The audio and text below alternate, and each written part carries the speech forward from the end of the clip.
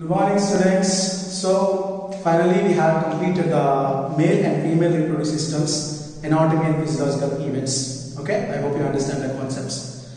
And if you have any doubts, please ask me without any hesitation. Now, in this session, we are going to learn about the fertilization part. Fertilization means what? And what are the events actually happens in the particular phenomenon? It is a complex process. To make you better understanding, okay, I have made some feasible steps. Let us see. First of all, the definition of fertilization. Fusion of male and female gametes to form diploid zygote is known as fertilization.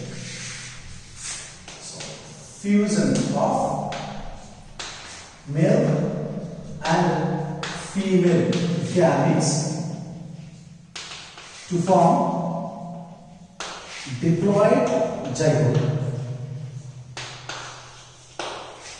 So, male and female gametes are always haploid.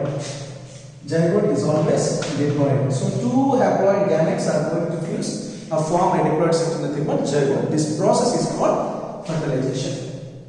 During fertilization, what happens? What is the contribution from the male gamete and what is the contribution from the female gametes? Right?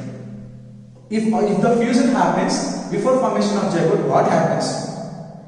So these are the three parts I have isolated to understand each and every concept in depth.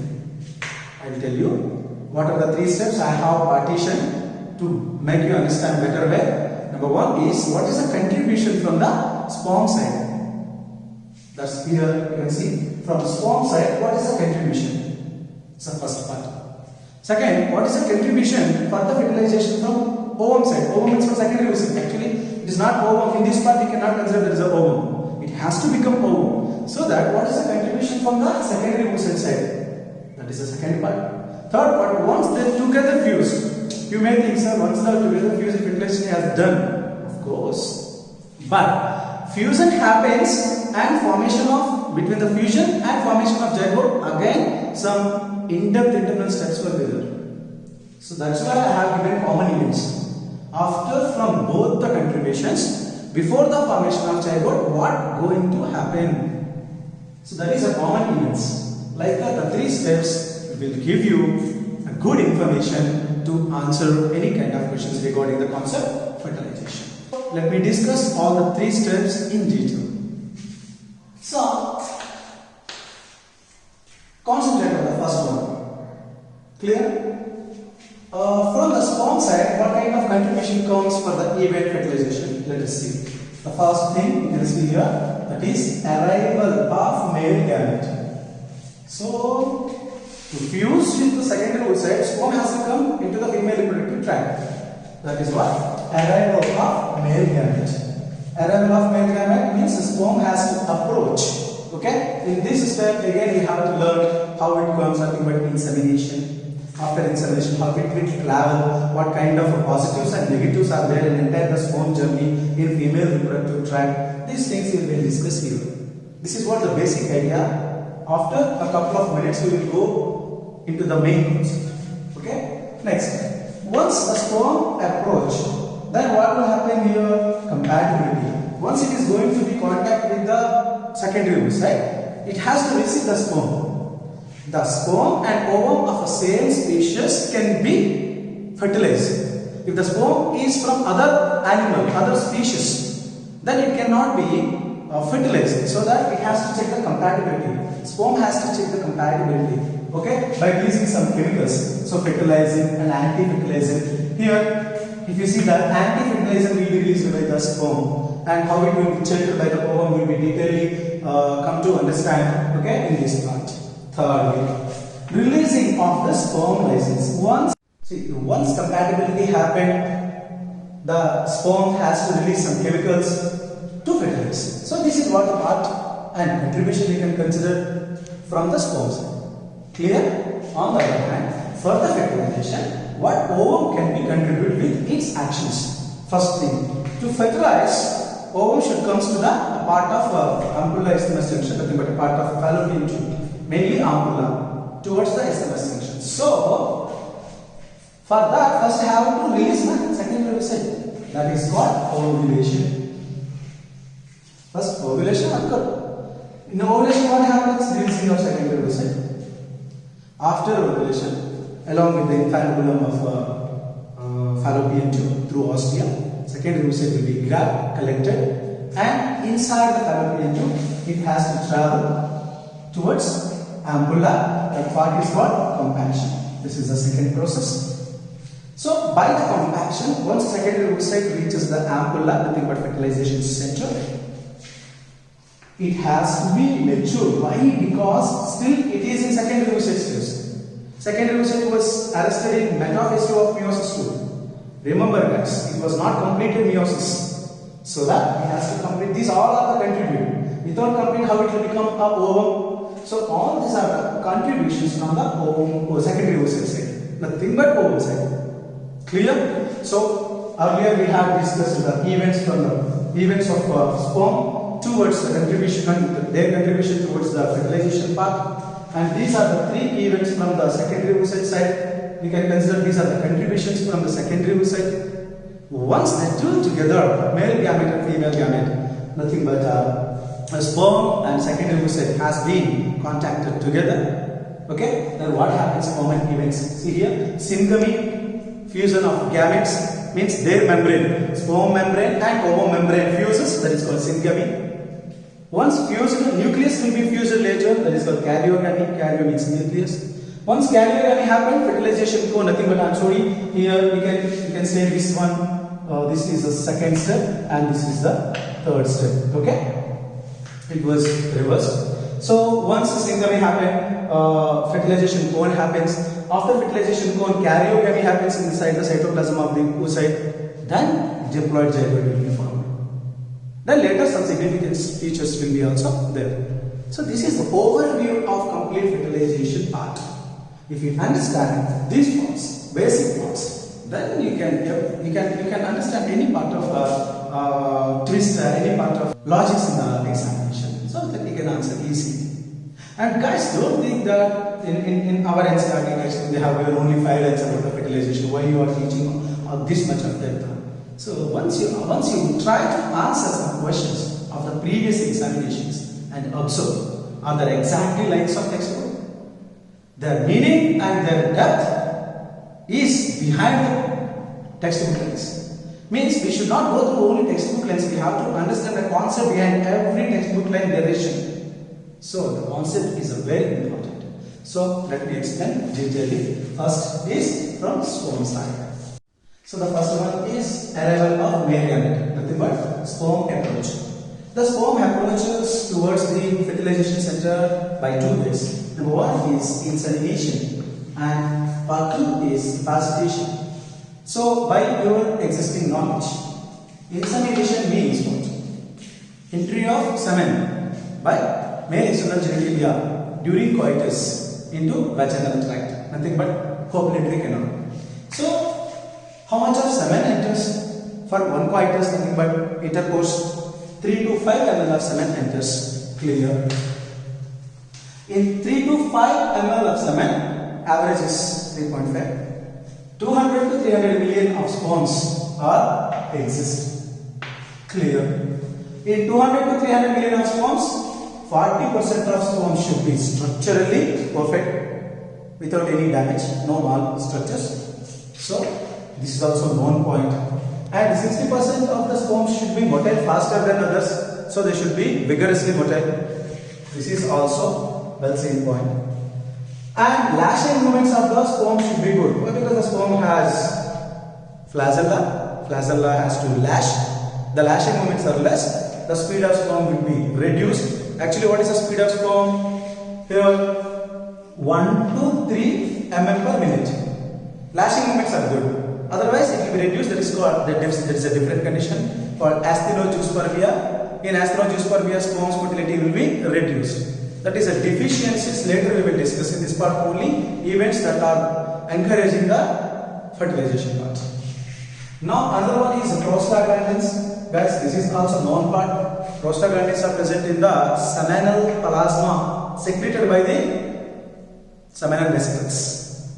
So once recall the information, male accessory glands, seminal vesicles, prostate gland and bulborectal glands. The ingredient present in the seminal vesicle is fructose and prostaglandins. So come to know that is the prostaglandins. These prostaglandins increase the movement of the female reproductive tract. So by the movement, sperm will increase its speed. So prostaglandins helps to increase the sperm speed in female reproductive tract. Then this is also helps. Next one, aspiratory movements of uterus. Aspiratory movements of uterus means what? Just now I told you the movements of uterus will be increased by prostaglandins. That are different movements. By own movements of the uterus lining tissue. Aspiratory movements means what? Increasing upward movement. So when sperm comes into the cervix, vagina, cervix and uterus, the movement of the uterus wall are bringing the sperm up. So upward movements given by the uterus is called aspiratory movements. This is also helping towards the ampulla. And as you know, the speed of sperm should be 1 to 4 ml per minute. That is because of all this, okay, chances will be increased. Chances will be good at least, okay, to reach the secondary oocyte in time. The span of sperm is 48 hours hardly. Means 2 days. So another part is called capacitation. So what is capacitation? See guys, this is the sperm head and this is the acrosomal part and this is the nucleus. So above the acrosome some lipid coat will be there. Actually it is not exactly lipid. They are combination of glycoproteins plus some sterols. These combinations reduce the sperm motility so that some secretions from the uterus secretions remove all this.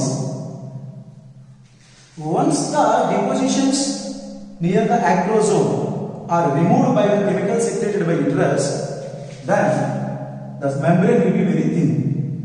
Once membrane will be thin, what happens? Calcium ions easily can enter. That's called calcium influx. Here I have written clearly. First, the sperm attains the functional maturity in female reproductive tract, short form animal. That is what called capacitation. Capacitation means what? Sperm attains functional maturity. Means it is a speed up itself, okay, in female reproductive tract. That phenomenon is called capacitation. Capacitation can be done by 2 processes. One is removal of steroids and second one is calcium influx that activate sperms. So once the membrane becomes thinner, then calcium ions easily enters. Once calcium ions comes, then sperm active its process, then it will become faster than other sperms.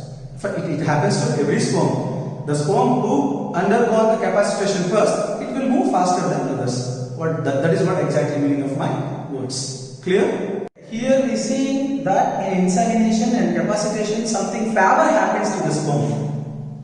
But some restrictions, some obligations also there in the journey of sperm in female reproductive tract. It has to be. It's a kind of process of natural selection. So when struggles has come, sperm has to attend the struggles and how to face and how to overcome the problems, then it will be selected towards the fertilization center.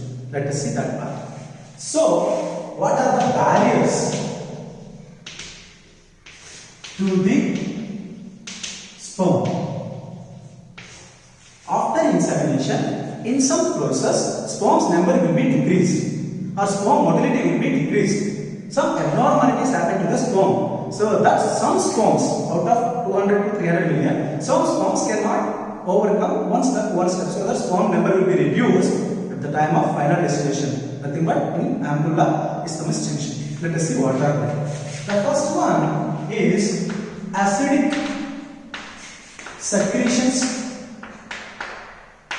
by vagina and cervix.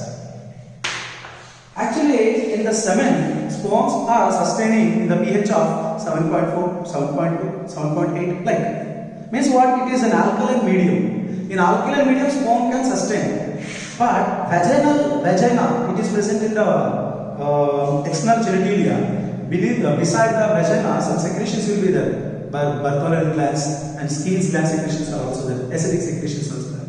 By the acidic secretions, some sperms out of 200 to 300 million will die. So that is what an obstacle to the sperm at the time of entry. That is what acidic secretions kill the sperms. Acidic secretions are coming from vagina and cervix. It is an obstacle, number one. And number two is it's recording about pH. Number two is phagocytosis. Some phagocytic cells are present in female reproductive tract. Generally, they use to defend the system, the tissue part of the female reproductive tract, against to some bacteria and all. So these phagocytes also eat some sperms, not all sperms. So that is why the entry of the sperms number is very huge, 200 to 300 million. In 200 to 300 million, some sperms are died due to the acidic nature. Some sperms are eaten by phagocytic cells in the female reproductive tract, and another one is the third one, narrow cervical canal. So narrow cervical canal means out here you just see this is the vagina and this is the cervix. Again, this is the uterus. This is the uterus. This is the vagina, this is cervix. Suppose some 100 million of sperms are attended to enter through the cervix, but there is no broad way. Till here there is a broad way, so that 100 million of sperms can come at once. But all 100 million of sperms cannot enter through cervix at once. So that some sperms who can move motile faster than others can move and reach here. Means they are delaying the function. So that they could able to reach the secondary oocyte if it is present in the ampulla junction. Chances are very good compared to that. So this is also a negative point for some sperms. Understand? And another obstacle is thick mucus lining of female reproductive tract. Inner lining of female reproductive tract secretes mucus. In mucus, the sperms feel viscosity. So due to the viscosity, some sperms motility will be reduced. This is how, by the four reasons, number of sperms will be filtered in the process of journey towards the fertilization center. Clear? So another thing is compatibility. Let us see how the compatibility helps in a fertilization part. So compatibility occurs for the two reasons. Number one, it maintains uniqueness of the species. So the same species sperm can fuse with the same species ovum. How it happens? Let us see. And another one reduces the number of sperms in the competition. So many group of sperms are going towards the secondary oocyte. So meanwhile, so many competitions are there. This is one of the competition. Let us see. Suppose this is secondary oocyte. The secondary oocyte releases chemicals that are attached to outside of the egg membrane, nothing but secondary oocyte membrane. These are called fertilizing.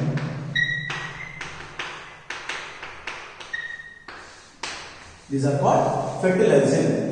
ZP2, ZP3 receptors, zona pellucida, ZP2, ZP3 means they will come and attach to the zona pellucida. So ZP, zona pellucida, receptor 2, receptor 3, like that. They will go and attach. So the chemicals during the compatibility, the chemicals released by the secondary oocyte or ovum is called fertilizing. Then the sperm comes. The sperm comes, and what the sperm releases is anti-fertilizing.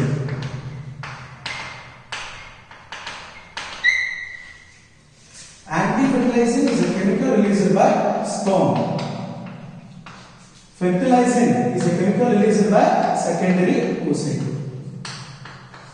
Now what happens? See, this is the fertilizing. This fertilizing have some compatibility receptors.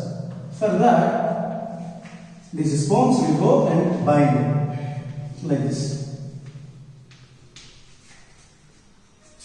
So limited receptors. Once they are limited,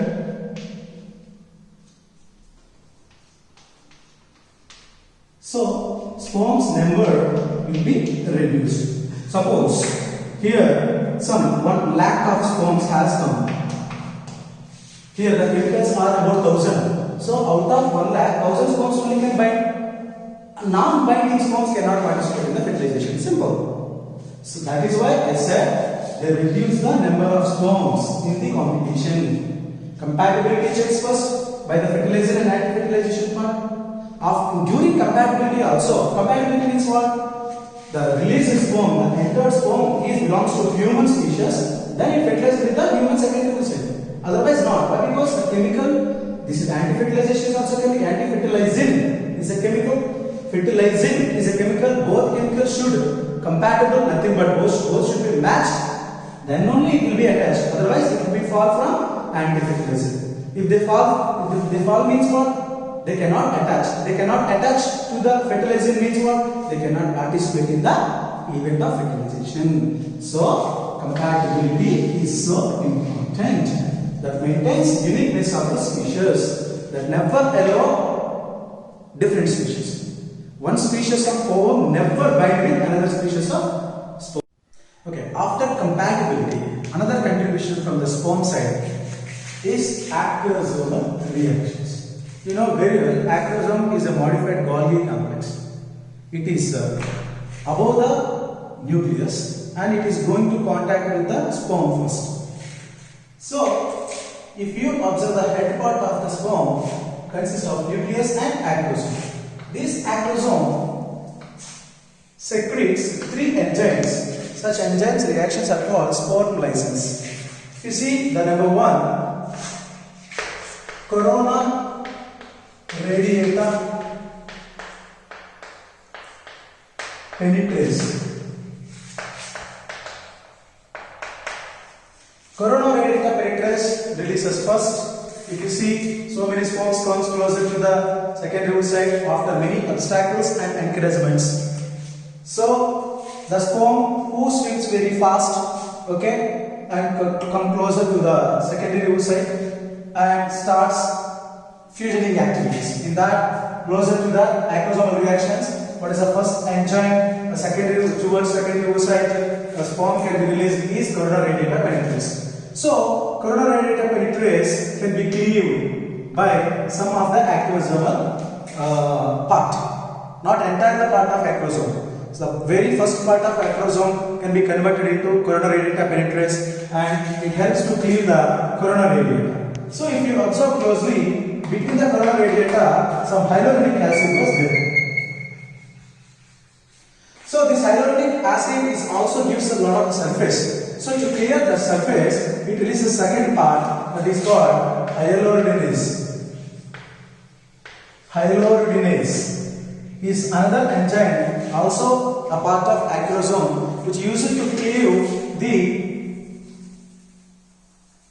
space between the corona radiata and path will be very clear.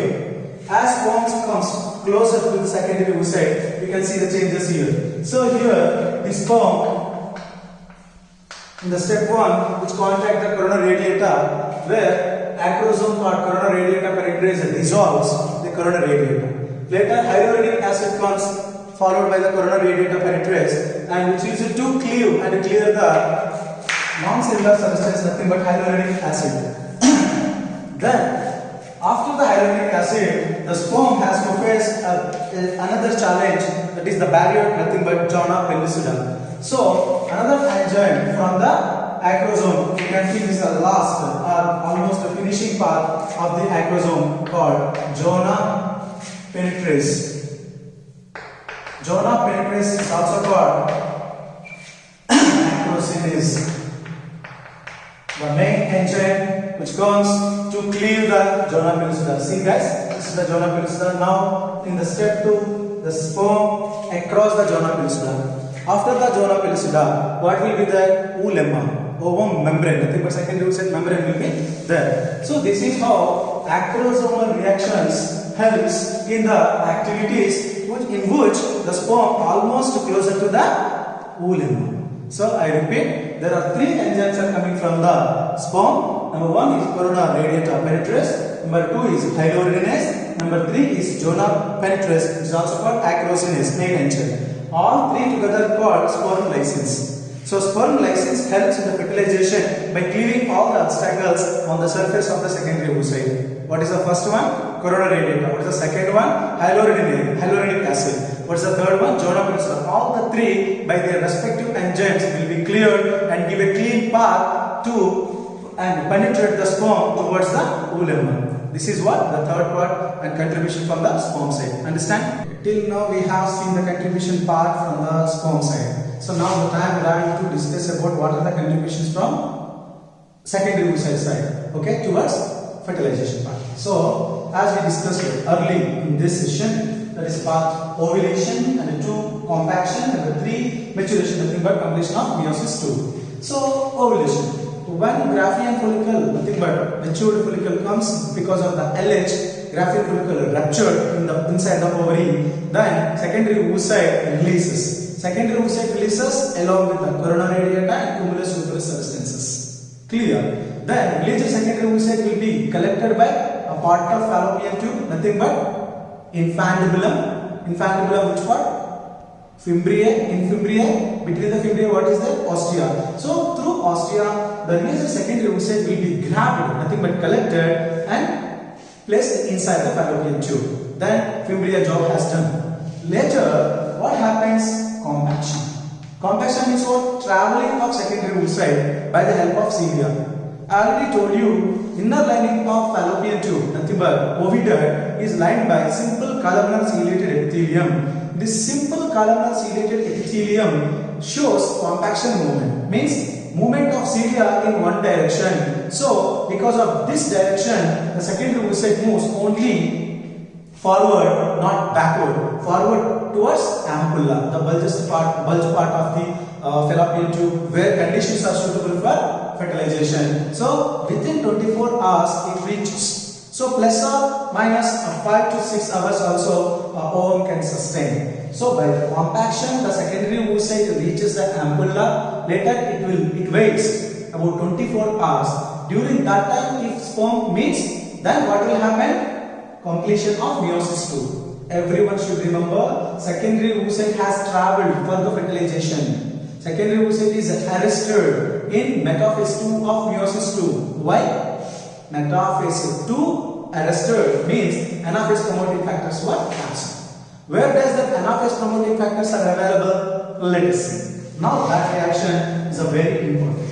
When this is a secondary oocyte. The secondary oocyte is arrested. The nucleus was arrested in metaphase 2 of meiosis 2. When sperm touch, you can observe the part here. Okay. Once sperm touch the ovum membrane, this is the ovum membrane. This is the zona pellucida, this is the ovum membrane. So when sperm touch the ovum membrane, that time acrosomes are cleared.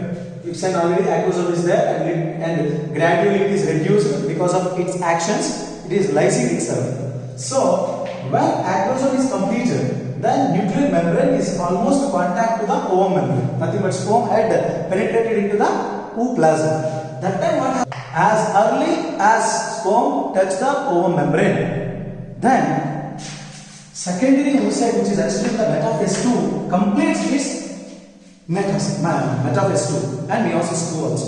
Why?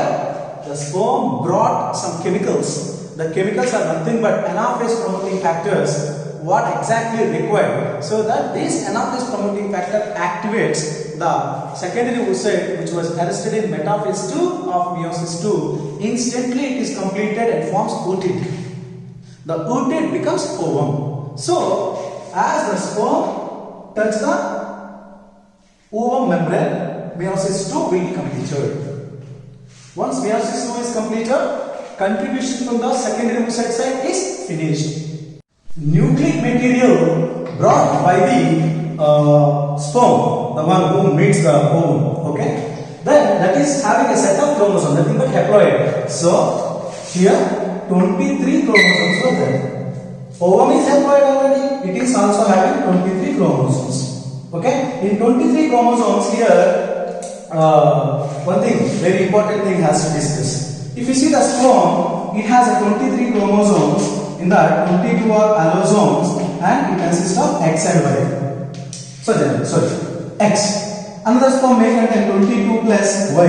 It may consist of 22 plus X. And so the sperm carry 23 chromosomes, in that 22 chromosomes are autosomes. They decide our now combined events. So from both the sperm and ovum, how the further events go before formation of zygote, let us see now. In combined events, the first one is syngamy. In syngamy, gametes will be fused. Gametes will be fused means what? Plasma membrane of the sperm meets with the plasma membrane of ovum. In that part, what will happen? Once the sperm membrane touches the ovum membrane, instantly secondary oocyte becomes ovum. Secondary oocyte becomes ovum means which division is completed? Meiosis 2 is completed. So you just recall meiosis 1. At the time of meiosis 1, primary oocyte undergone the meiosis 1, result secondary oocyte and primary polar body. Now secondary oocyte is larger compared to the primary polar body, unequal division. Now secondary oocyte is going to become divided. So by meiosis 2, meiosis 2 is also unequal division.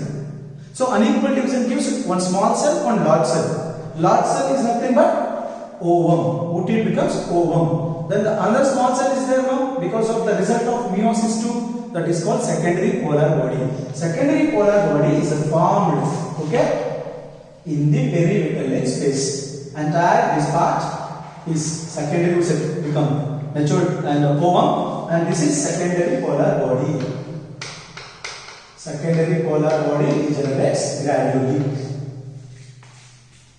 So it is divided itself, it completes the meiosis 2, result one large ovum and one small polar body which is vestige. This is what happened when syngamy occurred. Now after syngamy, formation of fertilization cone. Formation of fertilization cone. This is also called cone of reception. Let us see. Cone of reception. Once the membrane is contacted, the sperm membrane is contacted with the ovum. Once, just nothing but secondary oocyte become ovum right now. So inside the ovum, entire this is called ooplasm. Cytoplasm of the ovum, nothing but yolk, also called ooplasm. Ooplasm, inner side it is very thin and outer side it is very thick. The thick endoplasm, the thick cytoplasm is called ectoplasm. In ectoplasm, many granules will be there, that is nothing but cortical granules. So, after question generally used to call cortex. So, granules present inside the ectoplasm of the ovum are called cortical granules. All these are cortical granules. So, these cortical granules releases chemicals. These chemicals makes the ovum membrane dense. Here I would like to clear your confusion. Suppose there are 1,000 of sperms has come. 1,000 number of sperms has come. The very first sperm we cannot detect that. Very first sperm, because of its vigorous motility, who touches the membrane first can participate in the fertilization. That is the fate of sperm. So once the sperm reaches the ovum membrane, the ovum will give a response by the chemicals towards the first meeting sperm. So that is why it is called cone of reception. You can see it is a little bubble like structure comes over here like this. It is a ovum membrane, entire this is the ovum membrane. See here a cone has been formed. This is called fertilization cone. That is why formation of fertilization cone happens. Formation of fertilization cone means what? It is a confirmation that sperm has come inside the secondary oocyte, nothing but ovum. Secondary oocyte is not used as term right now. Ovum. So, once fertilization cone happened, this is called cone of reception. Cone of reception is a significance of fusion of nuclei. So, here it allows the reception become dilute, nothing but it will become dissolved. Then the entire nucleus where the acrosome is completely destroyed in the acrosome lysin enzymes actions. Now, without the acrosome, what will be there in the head part of the sperm? Nothing but only pronucleus. Sperm nucleus is nothing but pronucleus.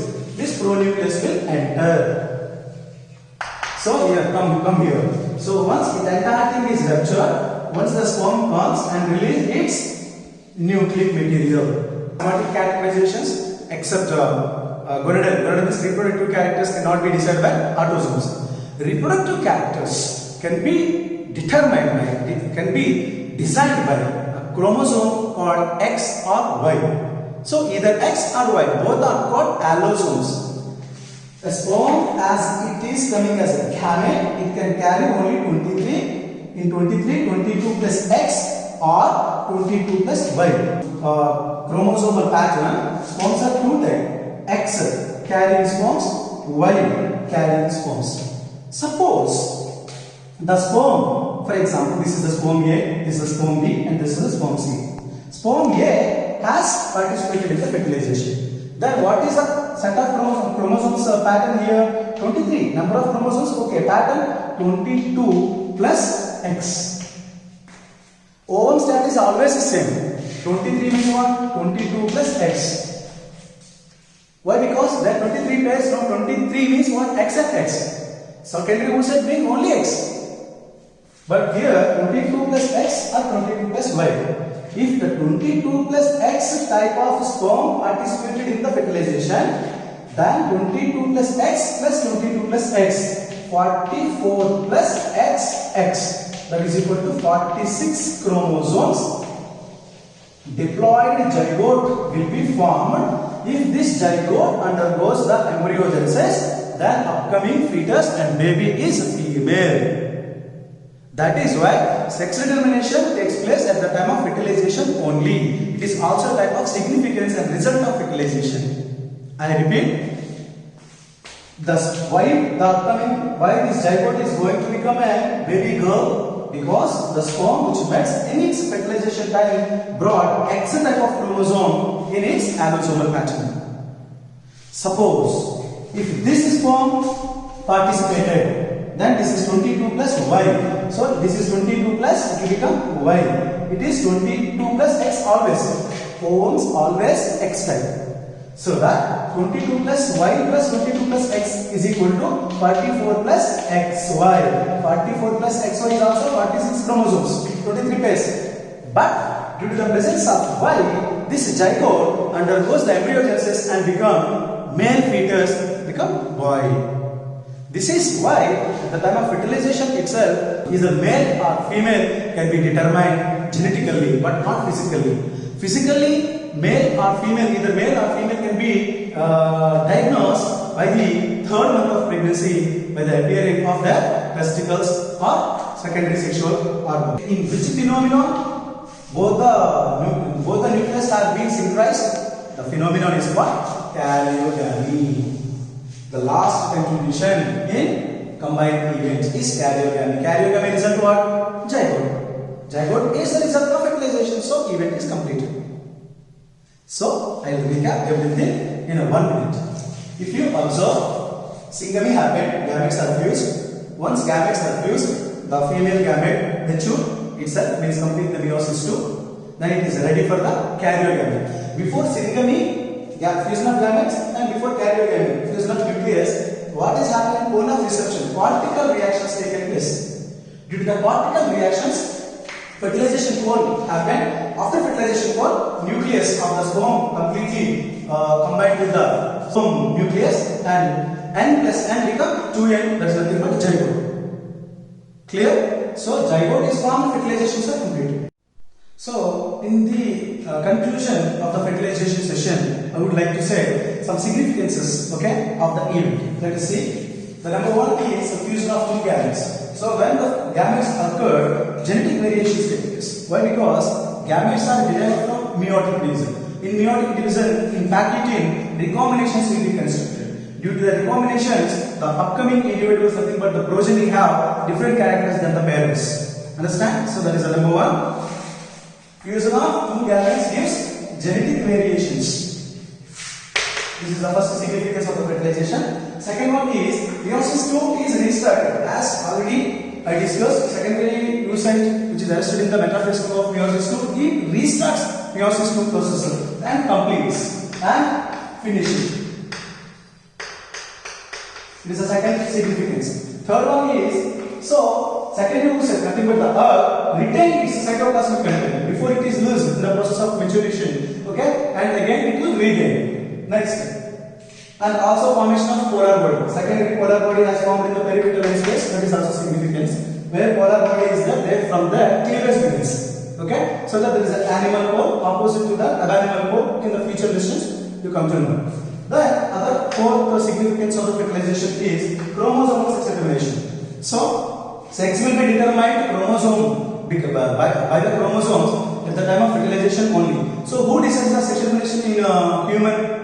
Males, not females. Why? Because females' eggs are always X-type. Male sperms are put as either X-carrying sperms, Y-carrying sperms. So that who decides the future sex to sex? Nothing but the gender? Male. Nothing but male gametes. So it is a male heterogamy type of chromosomal sex determination.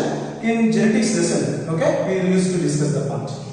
Now, check for polyspermy is the last significance. What is a check for polyspermy? So, the ovum will be fertilized with the sperm. How many sperms? Only one. So, here if you see, n number of sperms comes, but only one sperm has been fertilized. What about the other sperms? The cortical granule reactions check for polyspermy. Polyspermy means what? One sperm, one secondary oocyte cannot be fused with many sperms. Only one sperm which turns very fast by its motility and all. So, cortical granule reactions check for, means abstraction for any other second sperm or all other sperms. Rest of sperms cannot be fertilized. Only one sperm can be fertilized. So, that is called monospermy. And check for polyspermy. Monospermy means what? Only one sperm can fertilize with the secondary oocyte and other sperms cannot be entered. The reason is cortical granules reactions. So, the membrane cannot be respond for other sperms after fertilization. So, these all are together called significances of the fertilization. Hope you understand, guys.